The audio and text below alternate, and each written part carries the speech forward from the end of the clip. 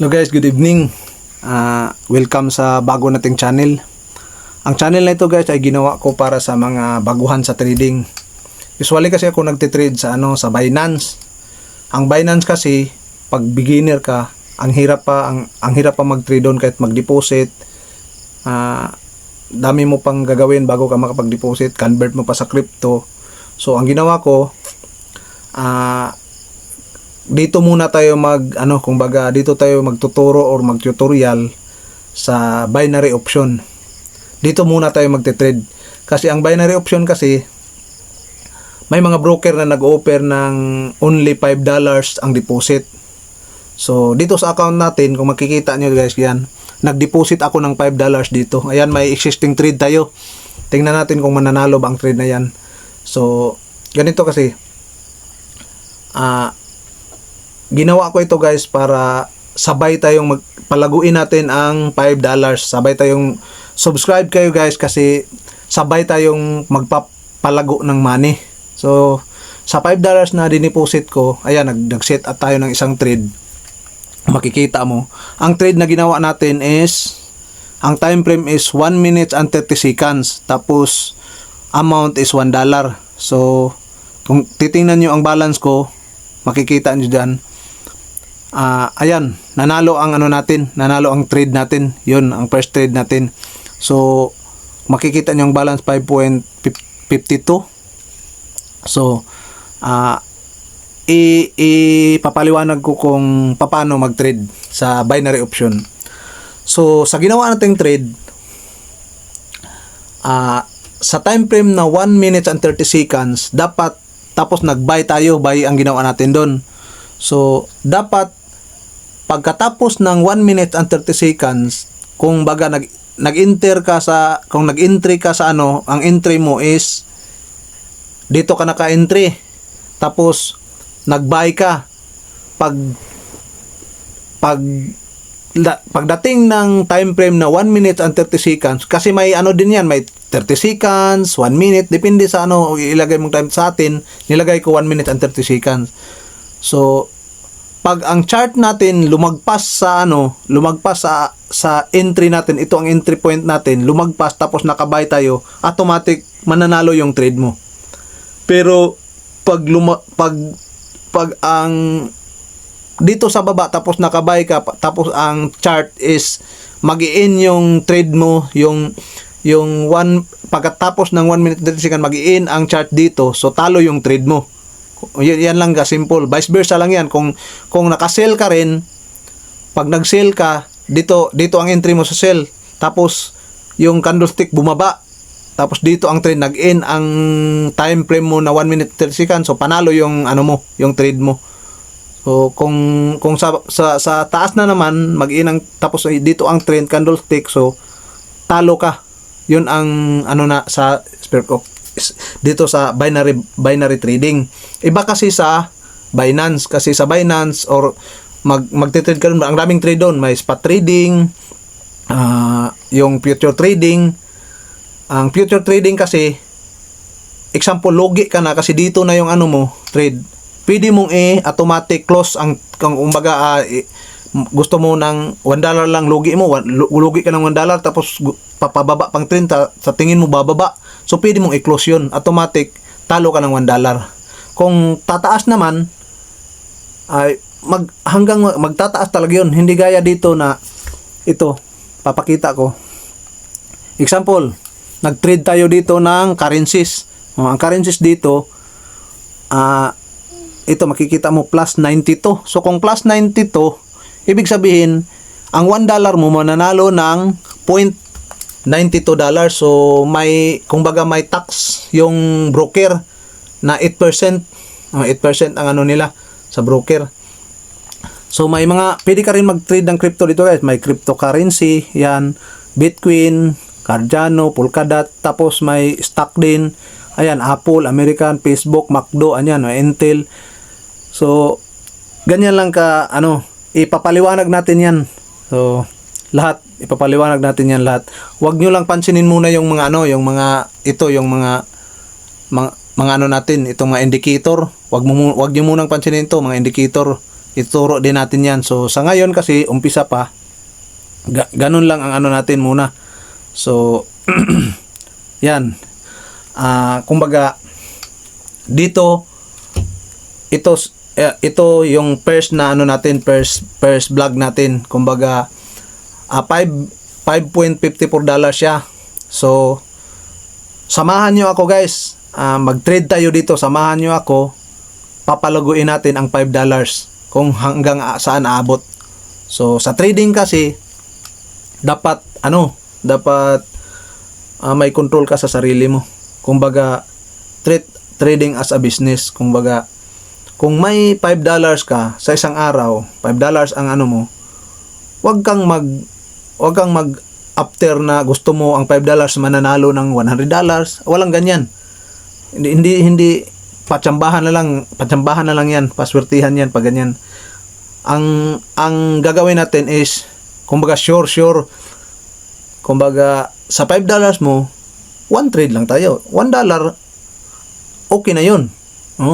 At least katuwaan lang sa atin kasi nga ang pinangalan ko sa channel natin is Joke Corner Trading. Kasi katuwaan tayo dito. Matuto tayo, tapos kumbaga katuwaan lang. Katuwaan, no. Di tayo wag nyong dibdibin, di natin dibdibin dito. Ito lang. So ang mangyayari, papakita ko kung paano natin papalaguin yan. So may isang panalo na tayo. Tapos kumbaga 20%. Ganito kasi yan, para malaki ang chance mo sa pag-trading. Ganito ang gagawin mo.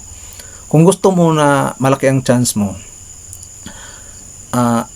sa $10 na $10 na capital mo, dapat ang target mo lang dyan is mga $2, 20%. Kumbaga parang business. Magkano ba ang profit ng business palagay nito sa sari-sari store? Pinakamataas na 25%, di ba? Wala namang 100% kasi pag bibili ka ng pagpalagay natin, bibili ka ng yung suka, pagpalagay natin is ang price is 10 pesos. Hindi naman pwedeng ibenta mo yan ng 20 pesos, di ba? So ibibenta mo yan ng 12 pesos, so mga ganyan lang. Yan ang gagawin natin sa trading. Kasi pag gusto mo ng walang madalian sa trading. Gusto mo ng kumbaga 1D millionaire, walang ganyan. Walang ganyan, hindi ka mananalo yan. So, kaya ang daming natatalo sa trading. Kasi yan ang kumbaga iniisip nila na sige, mag-trade ako, mananalo ako ng ganito. Hindi. Kung may capital ka na $5, so sa $1 na mo everyday, ayos na yun. Okay na, 20% na yan eh. Nalo ka na ng 20%. So, yun ang natin. Sige. Next vlog natin guys is sundan natin yung subscribe kayo guys, tapos sabay tayo, tuturuan ko kayo. May rin tayo, may ginawa din tayong page sa Facebook. Pwede i-follow nyo rin doon para sabay tayo. Pwede kayo magtanong kung anong mga tanong nyo doon. Dito ba sa YouTube or sa natin, sa channel natin, sa page natin, sa FB page natin. May ginawa rin akong FB page para tuturuan ko kayo kung paano ang responsible trading. Kasi last pandemic, may mga student ako na mga almost 25 kadalasan ng mga estudyante ko is mga yung mga OFW. Tinuturuan ko sila. So may bayad yun sila. Sa ngayon dito sa natin, sa YouTube channel natin at sa page natin sa Facebook, free ito, walang bayad. Magtanong kayo kung anong tanong nyo, lahat sasagutin natin. Tapos dahan-dahan ko kayong tuturuan ng trading. So para matuto kayo. Kasi to guys, ang may demo account naman dito, pwede kayo gumawa ng demo account, pero ang pinaka-the best dito, pasok tayo ng kahit $200, $5, 200 plus lang yan eh. So pasok tayo ng $200, tapos pwede kayong sumabay sa akin mag-trade. Sabay tayo sa trading. May gagawin din tayo mga live trading dito guys. So sa ngayon, ito lang muna yung video natin. Tapos next upload natin, basta every upload natin magte-trade tayo, tapos magtuturo tayo. Darating tayo sa ano guys, ito mga basic muna natin yan. Ito may tingnan natin, yan. May AI trading din dito guys. Pwede mong i-click AI. Kumbaga, yung AI na ang magbabay at magsisell kung anong gagawin nila.